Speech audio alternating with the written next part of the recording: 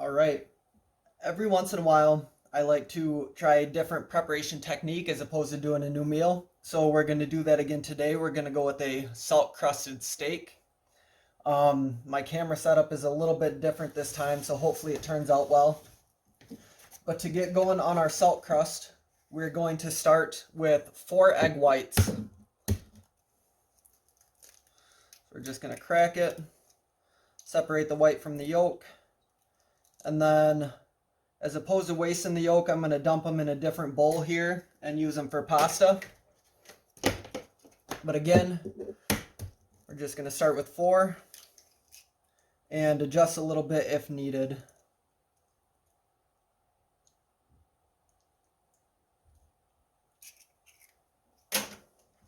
After we have our egg whites cracked, we're just going to whip them and get them a little bit of a frost. We're not looking for super stiff peaks, but just a little bit of a fluff going.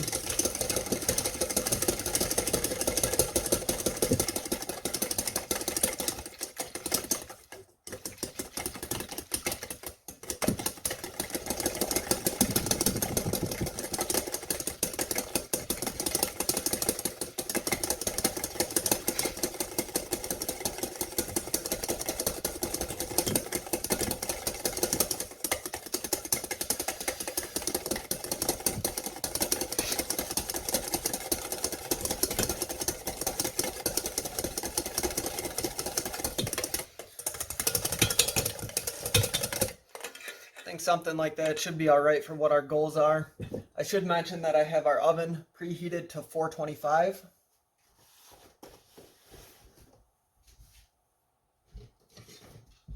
And now we're going to add approximately 3 cups of salt.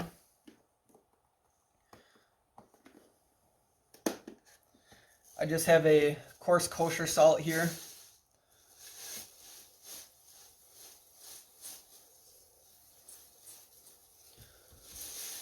We'll start with that, mix it in, and the consistency we are going for here is like a wet sand.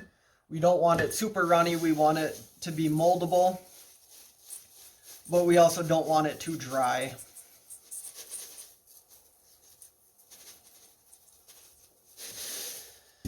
We're just going to mix this in.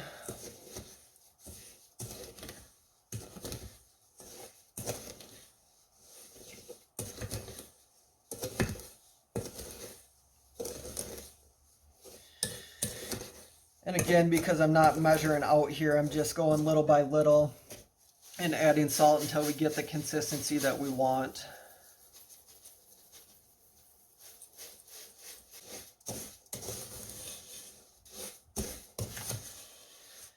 I think that should be about what we're looking for. So now we're going to take and, to this salt mixture first, I'm going to add just a little bit of garlic paste, give it a little bit of flavor that we can use. Squeeze some of that in there. Get this mixed up as well.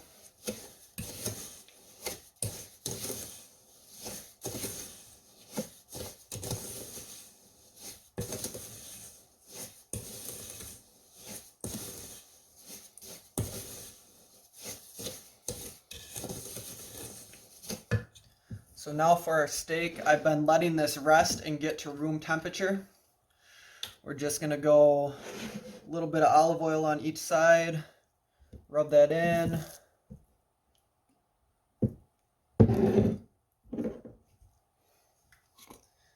Add some pepper.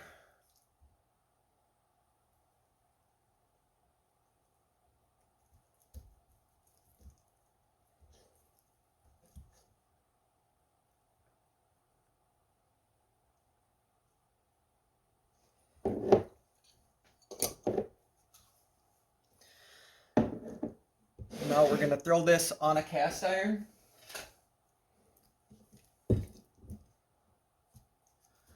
And then we're going to start spooning our salt mixture over top. We want to make sure that we completely cover the top and all the sides.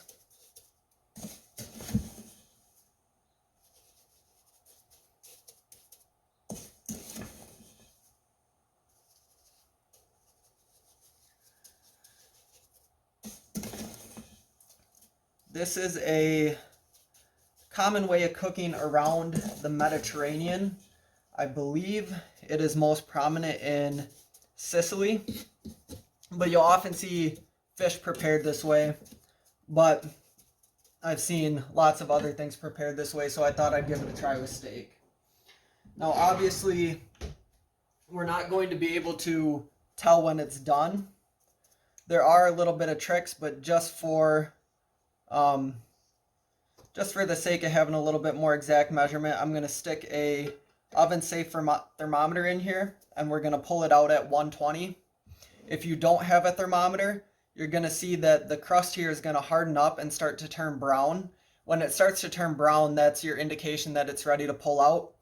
But now that our oven is preheated, all I'm going to do is pop it in here for about 12 minutes. I'm going to check at that point and adjust a little bit from there, but then we're going to pull it out.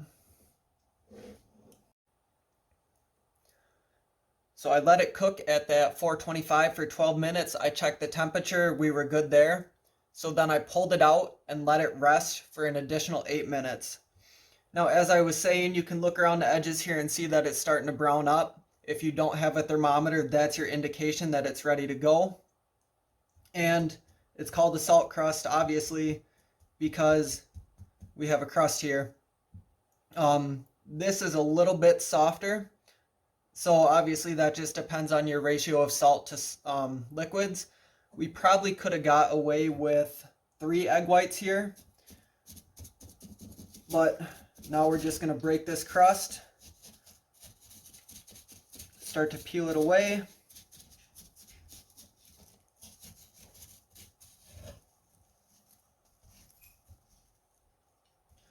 It's like we had a little bit of a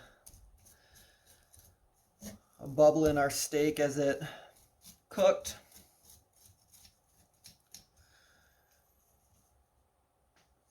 But like I said, the point of this is trying new methods, so we'll see how it is.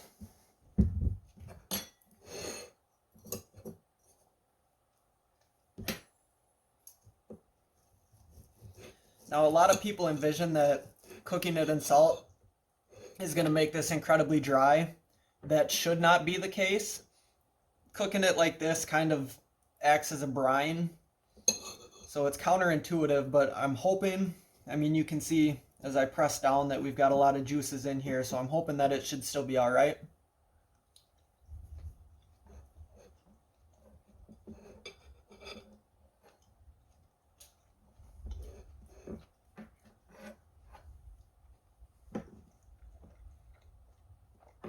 I guess not surprisingly, it is very salty. I think if I would have used 3 egg whites instead of 4, that crust would harden up a little bit and it would have peeled away a little bit more without leaving so much salt on the steak. The taste itself is fine. It's nothing extraordinary.